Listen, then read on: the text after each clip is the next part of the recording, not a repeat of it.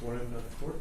Hi, good afternoon. If you want to get in the witness stand, I'll get you sworn in. Go ahead and just raise your hand. You swear from the testimony you're going to provide is the truth, the whole truth, nothing but the truth, so help you God. I do, Your Honor. All right, thank you. Please be seated and tell us your name. Detective Robert Wigman, Oakland County Sheriff's Office.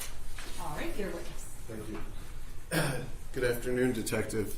You had some involvement in the investigation in case of why we're here today for trial? Yes, sir. And your name appeared on the witness list, is that correct? Yes, sir, it did. Okay. Defense counsel has asked me to produce you for today to be questioned. So I'm going to turn you over to Mr. McCarthy so he can ask you questions. Cross-exam Soazzo. Thank you, Your Honor. Detective Wigman, as Dr. Fessett just said, my name is Michael McCarthy. I'm representing Mr. Zuazzo. I just have a couple of questions that I want to ask you here this afternoon related to your involvement or interviews with Linda Murray in the days, either the day of the incident and the days that passed. And so if I ask a question and I don't make it clear to you what I'm asking, just tell me that and I'll rephrase the question, okay? Yes, sir. All right, so Ms.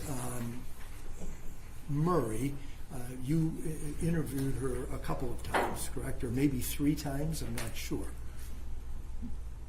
I can say this. It wasn't just once, it wasn't just twice. It was continuous interactions over a course of probably 7 to 10 days. Okay, and you wrote a report on October 14th that, at least at that point, said that you had met with her on the 11th, the date of the incident, and you spoke with her while she was in the hospital. Is that right? That's correct, sir. And then you followed up with succeeding interviews in the days that followed at the home of her son. Is that correct? That's correct, sir. And at one point during those interviews, you asked for a description of the people who were involved in the incident at her home, correct? Yes, sir.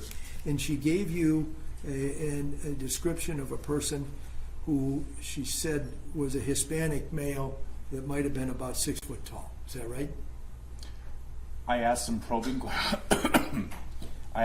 questions to that, and then she later clarified he was approximately the same height as her husband, but definitively not 6'6" and also not 5'6". Okay, and so it was somewhere in that range, at least above 5'6" and below 6'6" in her mind. That's the way she described you. Is that right? That's correct, sir. And then she gave you a description, because I'm sure you were asking the questions, about the second person. Yes, sir. And she said that that person had an average height and weight, and he was a black male. That's correct, sir. All right. There wasn't any specific in the report that you wrote relating 5'8" or 5'10" or anything like that, correct? It was more of a general description as opposed to a specific one. Yes, sir. Okay, thank you. I don't have any further questions. Thank you very much. Yes, sir. Any questions on Hernandez?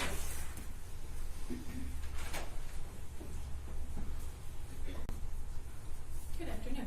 Good afternoon. After your involvement in the case, or I should say during your involvement in the case, you prepared at least one report, correct? I think it was 4. Okay. And on the one that Mr. McCarthy is referencing was dated 10/14, you have a section of your report called Summary of Combined Interviews with Linda Susan Murray. Do you remember that? Yes, I do. Okay. And in that report, am I fair to assume that you kind of compile all the information that you've received from her up until that point? That's true. Okay.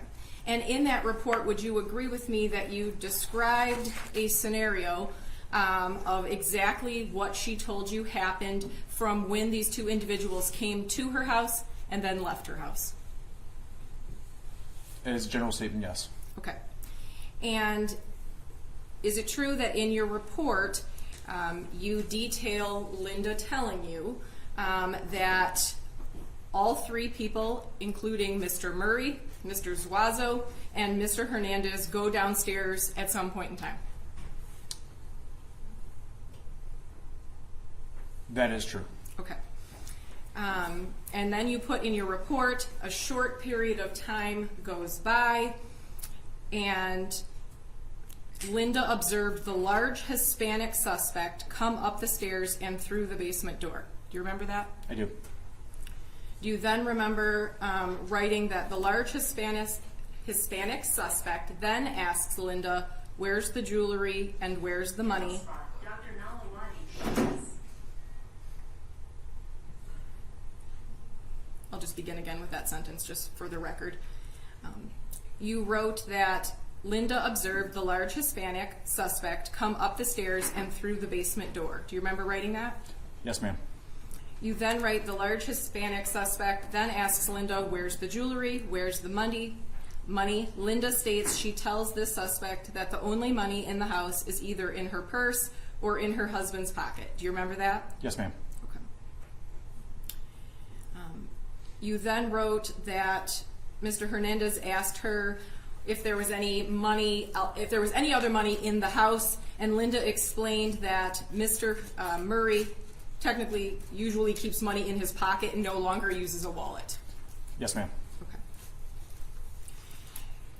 Then you write in your report that Mr. Hernandez continued to go through her purse and take her money, also took her car keys and her cell phone, correct? I believe that's correct. Yes, ma'am. Okay.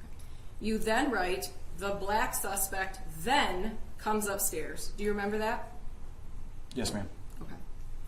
So in your mind, there was a period of time between Mr. Hernandez and Mr. Zuazo coming up the stairs based on what you put in this report, correct? That was the version of events relayed to me by Linda, yes. I have nothing further. Redirect. No, Your Honor. All right, thank you, Detective. You may step down. Thank you, Your Honor. Will this witness be excused? I have no objection. Thank you for being here. Any objection, Ms. Lawson?